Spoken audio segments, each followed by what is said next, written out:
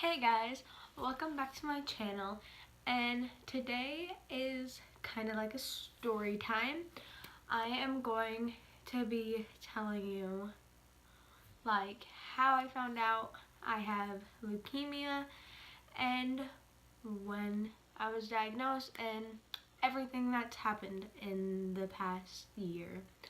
So, without further ado, let's get on with the video.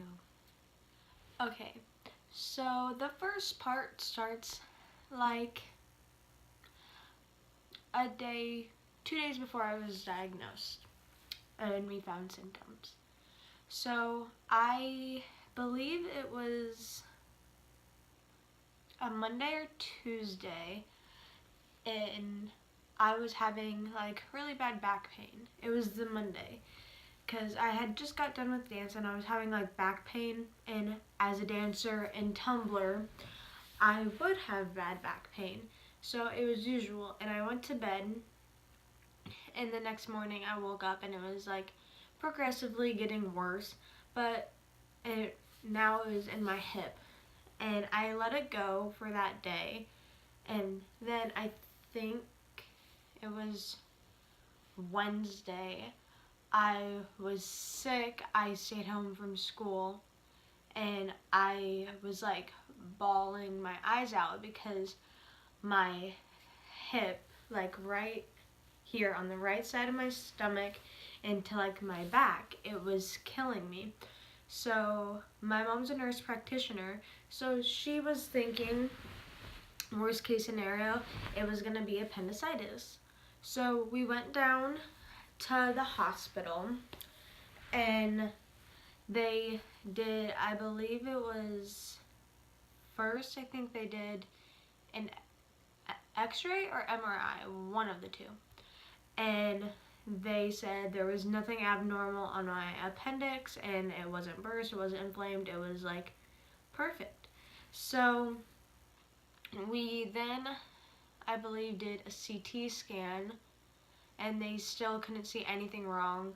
This time they were looking at my other organs. I don't know what they were looking at, but they were looking at things other than my appendix. And so the last option was to do a blood draw because we couldn't find anything wrong. And I am deathly afraid of needles. I hate needles. I passed out during my tetanus shot, if that gives you an idea of how afraid I am of them. And so when the nurse came in, there was no like numbing cream on or anything, and she stuck in the needle and it was rotating because I kept tensing my arm.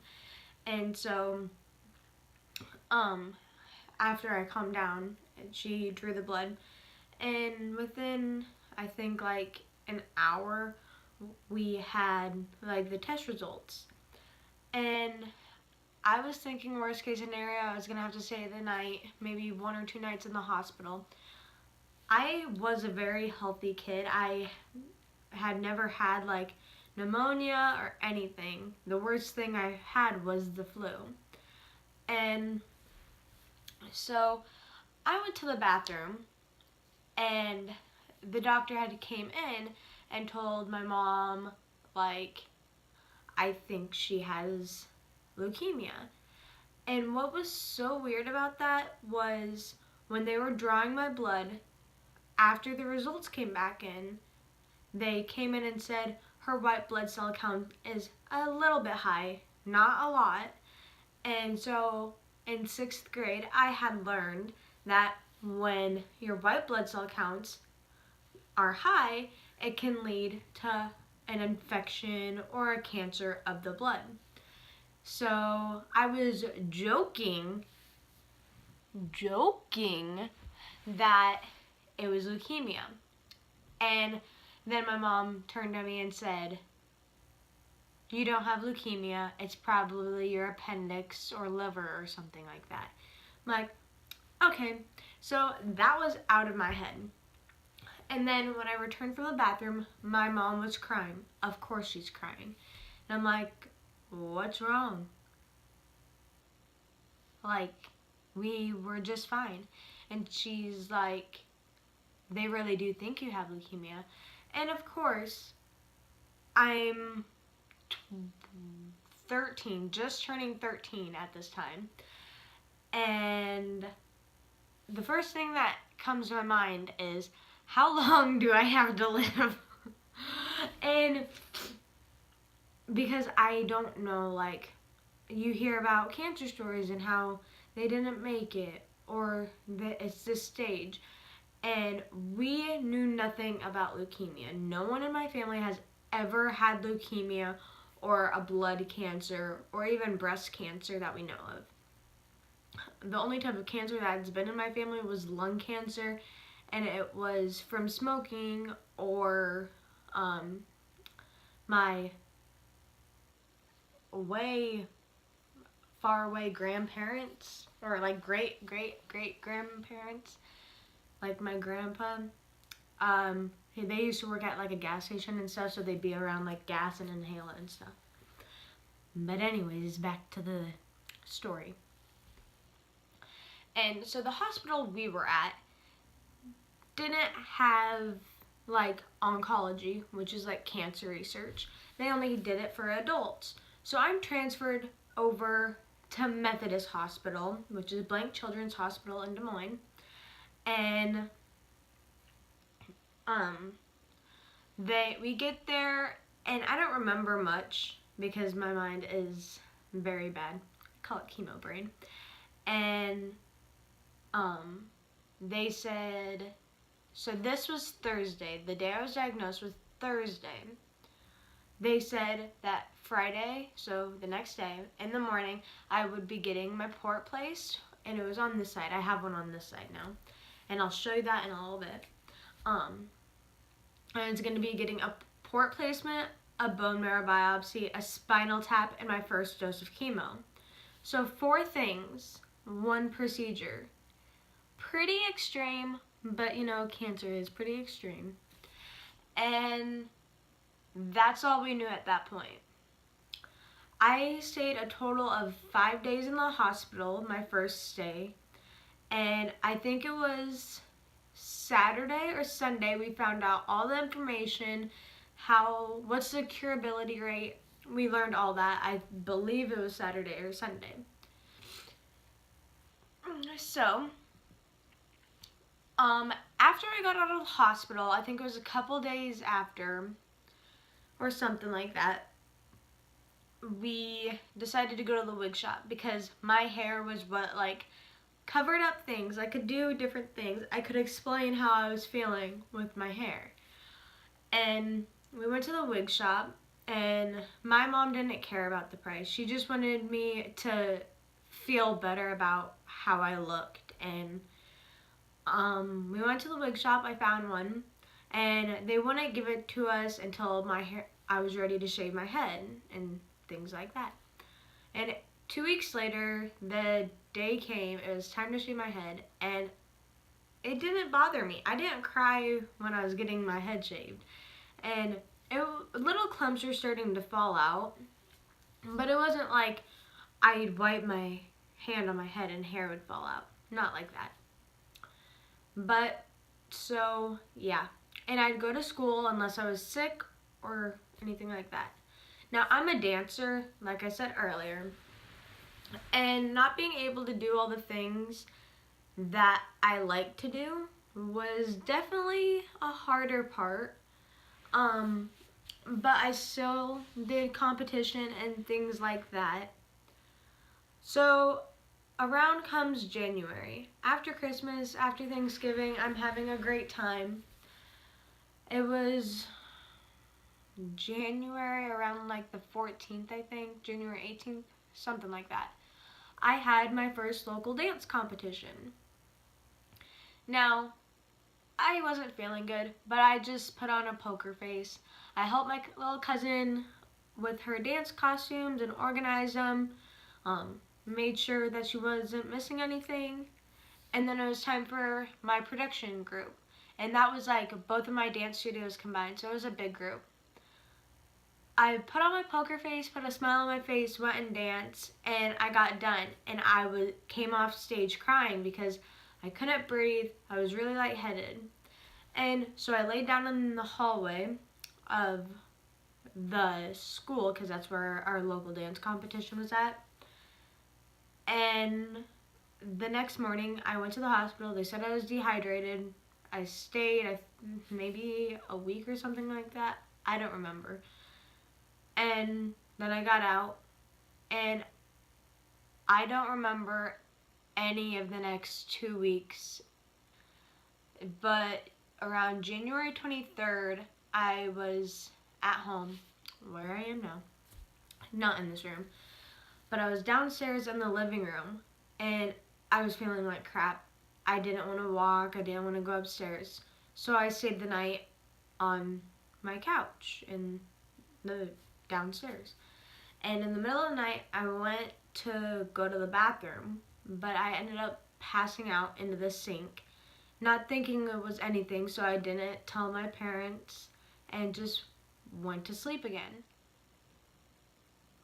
Well, the next morning, no, I don't remember any of this. This is what my parents have said because it's gonna get pretty bad here in the next few minutes. So, I wasn't walking or anything the next morning. My parents were gonna call an ambulance, but I had said to them, no, you can carry me out to the car if I'm going out to the hospital. And so that's what they did. They carried me out to the car. And we got there. I was wheeled up to the clinic, and I was unresponsive. I was breathing and everything, but I wouldn't respond. I wouldn't talk to anyone. And so that's when they called a code. And so they accessed my port without numbing cream. And so numbing cream makes it so, because again, all kids usually use numbing cream. And I don't remember this, like I said. And they accessed it, and I was transferred to the PICU, so the pediatric ICU, or pediatric intensive care unit. The first 2 days, I was breathing on my own, doing fine, and then I declined rapidly.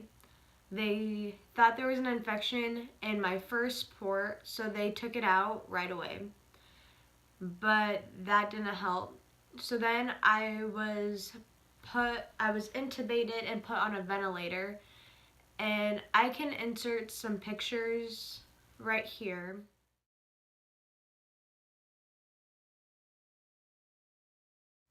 Of where it got pretty bad. So I was so swollen, my whole body was swollen that I couldn't wear my hospital band because my wrists were getting the circulation cut off because of how big my wrists were. And in the PICU, they said for a while that I was one of the worst cases they had. And so, like I said, I was on a ventilator and stuff, and they weren't sure where I was going. Every day, it would seem either I'd stay the same or I'd get worse or something good would come up.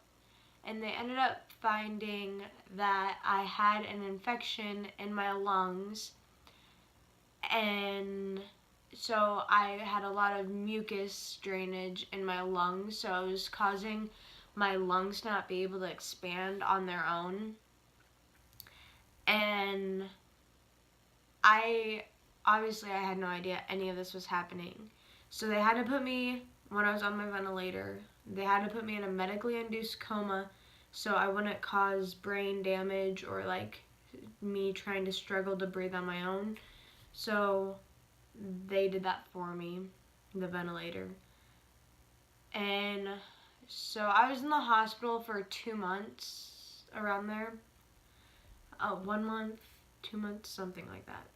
I remember my hallucinations though, and one was my mom had a shorter haircut, and I thought it was this teen boy coming in my room to talk to me every day. Well, I thought this teen boy was washing my face with a rag, and I didn't like that. So I grabbed this teen boy, which was my mom, Riz, and said, "Don't touch me." And my mom said, "Who are you talking to? Don't talk to your mother that way." And I'm like, "You are not my mother." And when I told her that, like asking her when I woke up and I was aware, she said it happened, and I thought so. But so that was January of 2017, and right now it is October, like end of October. I don't even know the day. I mean, I go to school. I think it's October 19th as I'm filming this. So yeah. And as you can see, I have hair. My hair did end up falling out again. I think it was summer. So that was more hard than the first time. But I mean, what you gonna do? You can't stop it from happening. So yeah, that was an update and everything that happened. So yeah, I am going to try and post daily. I don't know if I'm gonna vlog. I don't know if it's just gonna be a bunch of story times. I don't know. But yeah, so that was my story, and I'm doing awesome. I am back to dance. I did recently hurt my ankle, but it's getting better and everything. So yeah, I was taking a little break from dance, but I'm good. And I really hope you guys all enjoyed this video. If you did like this video and are wanting to hear more updates on my long journey and long ways to come, then just click that subscribe button down there. It should be like down there. And yeah, so comment please if you enjoyed this video and if you want a certain type of video. So yeah, again, I'm Emma, and this is my journey with living with leukemia. Bye!